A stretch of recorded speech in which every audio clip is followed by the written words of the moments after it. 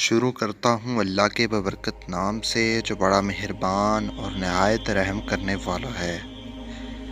قرآن کریم کے 7ویں سپارے کی سورہ اعراف میں اللہ پاک فرماتا ہے، اور سنا دیں ان کو حال اس شخص کا جس کو ہم نے دی تھی اپنی آیتیں، پھر وہ ان کو چھوڑ کر نکلا، پھر اس کے پیچھے لگا شیطان تو وہ ہو گیا گمراہوں میں، اور ہم چاہتے تو بلند کرتے اس کا رتبہ ان آیتوں کی بدولت، لیکن وہ تو ہو رہا زمین کا اور اس کے پیچھے ہو لیا اپنی خواہشات کے، اور اس کا حال ایسا جیسے کتا، اس پر تو بوجھ لا دے تو ہانپے اور چھوڑ دے تو ہانے۔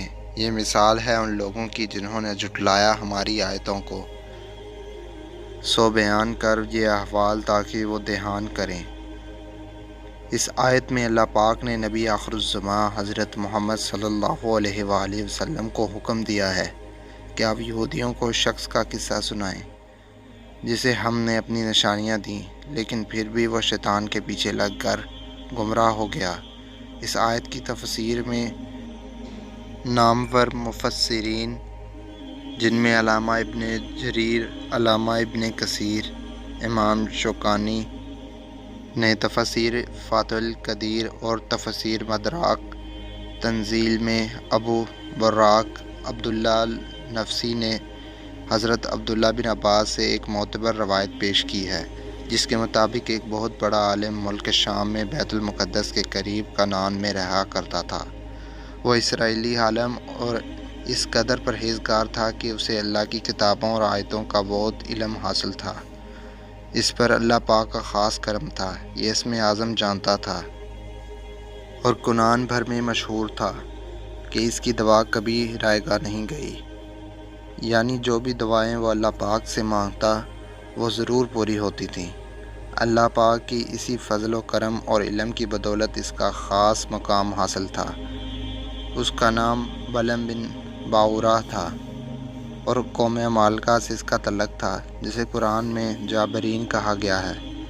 فرعون کے غرق ہونے کے بعد اللہ پاک نے حضرت موسیٰ علیہ السلام کو حکم دیا کہ اپنی قوم کو لے کر قوم عمالقہ سے جہاد کریں۔ قوم عمالقہ کو جب لشکر کی روانگی کا علم ہوا تو وہ بلعم بن باورہ کے پاس بھاگے آئے کہ حضرت موسیٰ علیہ السلام اور ان کی قوم پر بد دعا کریں۔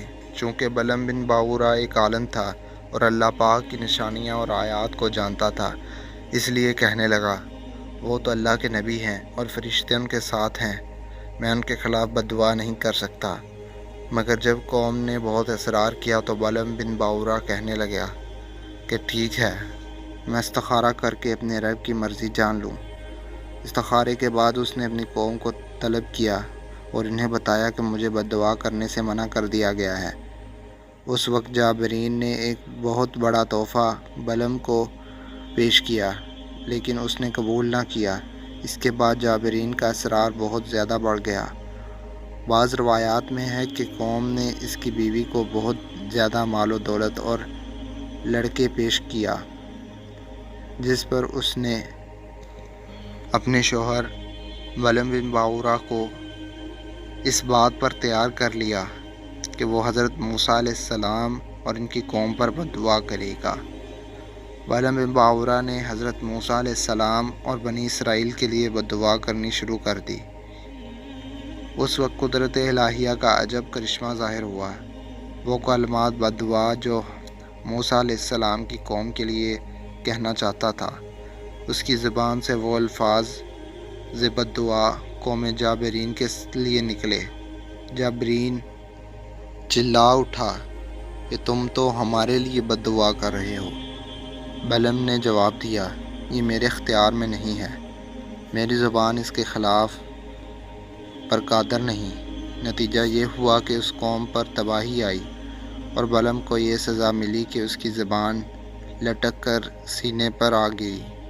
اب اس نے جابرین سے کہا، میری تو دنیا و آخرت تباہ ہو گئی، اب میری دعا کی قبولیت سلب کر لی گئی ہے، لیکن میں تمہیں ایک تدبیر بتاتا ہوں جس کے ذریعے تم موسیٰ اور ان کی قوم پر غالب آ سکتے ہو۔ وہ یہ کہ تم اپنی حسین لڑکیوں کو آراستہ کر کے بنی اسرائیل کے لشکر میں بھیج دو اور ان کو تاکید کر دو کہ بنی اسرائیل میں کوئی بھی ان کے ساتھ جو کچھ بھی کرنا چاہے منع نہ کرے۔ بلعم بن باورا کی یہ شیطانی چال ان کو سمجھ میں آ گئی اور اس پر عمل کیا گیا۔ چنانچہ انہوں نے اپنی سب سے جوان اور خوبصورت لڑکیاں مال بیچنے کی غرض سے بنی اسرائیل کے فوجی کیمپ میں بھیج دیں۔ وہ لڑکیاں تعداد میں 45 کے قریب تھیں۔ سبھی نے آ کر اپنی اداؤں میں بنی اسرائیل کی قوم کو پھنسانے کی کوشش کی پر ناکام رہیں۔ ان لڑکیوں نے فیصلہ کیا کہ ان کے سردار پر ڈوریں ڈالے جائیں۔ چنانچہ ان 45 میں سے جو سب سے زیادہ خوبصورت اور کم سن تھی اس کو شامون بن یعقوب کے پاس اس کے خیمے میں بھیجا گیا۔ شامون بن یعقوب جو حضرت موسیٰ علیہ السلام کے لشکر کا سپہ سالار بھی تھا، اسے وہ لڑکی بہت پسند آئی۔ وہ اسے لے کر حضرت موسیٰ علیہ السلام کی خدمت میں حاضر ہوا اور کہا، میرا خیال یہ ہے کہ آپ اس عورت کو حرام سمجھیں گے۔ موسیٰ علیہ السلام نے فرمایا، یہ مجھ پر بھی حرام ہے اور تجھ پر بھی۔ اس نے یہ بات سنتے ہی قسم کھا کر کہا، میں آپ کی اطاعت نہیں کروں گا، اور اپنے خیمے میں لے جا کر فعل بد کا مرتکب ہو گیا، جس کا نتیجہ یہ ہوا کہ اللہ تعالیٰ نے بنی اسرائیل میں طاعون بھیج دیا، جس کے نتیجے میں 70,000 آدمی ہلاک ہو گئے۔ فخاص بن عیار بن ہارون اس وقت لشکر گاہ سے کہیں باہر گئے ہوئے تھے۔ جب آئے تو تمام حقیقت سنی تو بے تاب ہو کر غصے کے ساتھ اس بد کردار کے خیمے میں پہنچے اور اپنے نیزے سے ان دونوں کو پرو لیا اور اپنے ہاتھ میں نیزے لیے ہوئے انہیں اوپر اٹھائے ہوئے باہر نکلے۔ کوہنی کو کہہ پر لگائے ہوئے کہنے لگے، یا اللہ ہمیں معاف فرما، ہم پر سے یہ وبا دور فرما لے، دیکھ لے ہم تیری نافرمانیوں کے ساتھ یہ کرتے ہیں۔ ان کی دعا قبول ہوئی اور اللہ پاک نے طاعون کی وبا ختم کر دی، لیکن یہ وبا بہت سی قیمتی انسانی جانیں اور مویشیوں کو ختم کر چکی تھی۔ روایت میں آیا ہے کہ بلعم بن باورا اور اس کے بیوی کی شکل کتے میں بدل گئی۔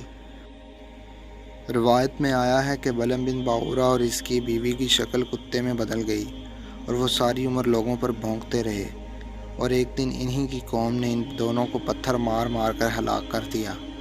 اللہ اکبر! دینی علم جیسی زبردست دولت کو کیسے دنیا پر لٹا دیا گیا، لیکن بلعم بن باورا کے پاس نہ دین رہا اور نہ ہی دنیا بچی۔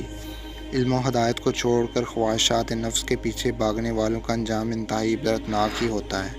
یہ واقعہ آج کے تمام لوگوں کے لیے بہت زیادہ عبرتناک ہے کہ کس طرح اللہ پاک نے نشانیاں ہم سب پر عیاں کی ہیں، لیکن پھر بھی ہم نماز، روزہ، حج اور زکوٰۃ سے بہت دور ہیں۔ اللہ پاک ہم سب کو دین اسلام کے صحیح معنوں میں سمجھنے اور اس پر عمل پیرا ہونے کی توفیق عطا فرمائے۔ آمین ثم آمین۔